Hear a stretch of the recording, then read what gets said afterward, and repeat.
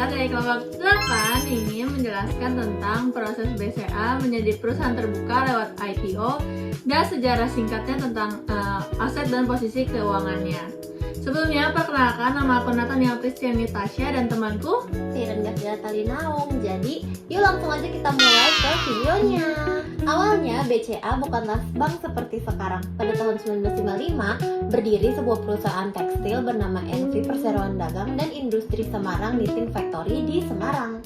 Namun, 2 tahun kemudian, tepatnya pada 21 Februari 1957, perusahaan ini tuh berubah arah menjadi bank dengan nama PT Sentral Asia dan memindahkan kantor pusatnya di Jakarta. Lalu, pada 2 September 1975, nama itu resmi dipakai sepenuhnya menjadi PT Bank Sentral Asia. Dan di tahun 1977, BCA menjadi bank devisa. Artinya bisa melakukan transaksi valuta asing dan layanan perbankan internasional. Dari situ, BCA berkembang pesat, membuka cabang, menghadirkan layanan ATM pertama di Indonesia, dan akhirnya dikenal sebagai salah satu bank swasta terbesar di negara ini.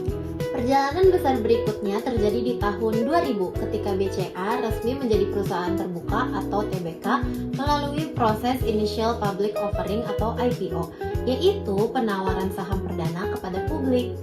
Sebelum bisa jadi IPO, BCA tuh harus melewati banyak tahapan penting dulu. Pertama kayak mengubah struktur manajemen, kedua menyusun laporan keuangan yang lebih diaudit secara independen, terus kemudian ketiga memperoleh persetujuan dari pemegang saham untuk membuka sebagian kepemilikan perusahaan kepada publik. BCA juga menunjuk underwriter, konsultan hukum, dan akuntan publik untuk memastikan semua aspek administrasi, hukum, dan keuangan memenuhi regulasi pasar modal. Nah, setelah dokumen dan laporan siap, BCA perlu mengajukan pernyataan pendaftaran ke OJK serta permohonan pencatatan saham ke Bursa Efek Indonesia.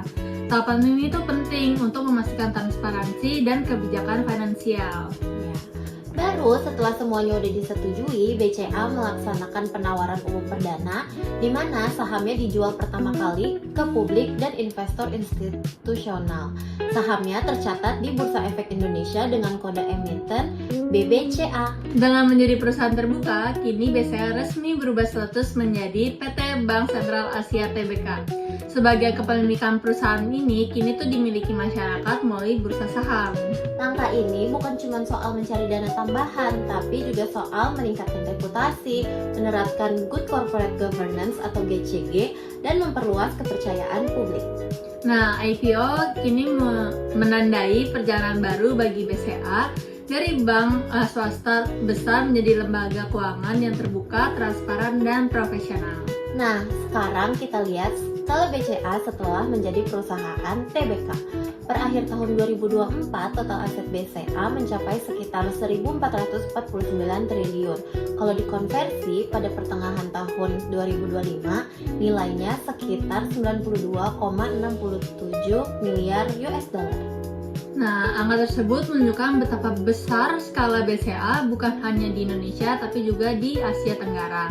Dengan jaringan layanan yang kuat dan luas dan kepercayaan tinggi dari nasabah, BCA terus tumbuh stabil hingga kini. Dari awalnya hanya sebuah pabrik tekstil kecil di Semarang, kini BCA menjadi bank swasta dengan aset triliunan rupiah dan reputasi internasional.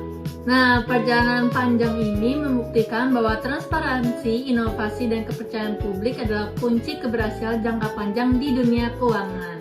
Itulah kisah BCA dalam proses menuju perusahaan terbuka, dari awal berdiri hingga menjadi raksasa perbankan Indonesia. Thank you semuanya udah mendengarkan penjelasan kita tentang BCA menjadi perusahaan terbuka. Semoga apa yang kita jelaskan bisa bermanfaat bagi kita semua. See you! Dadah!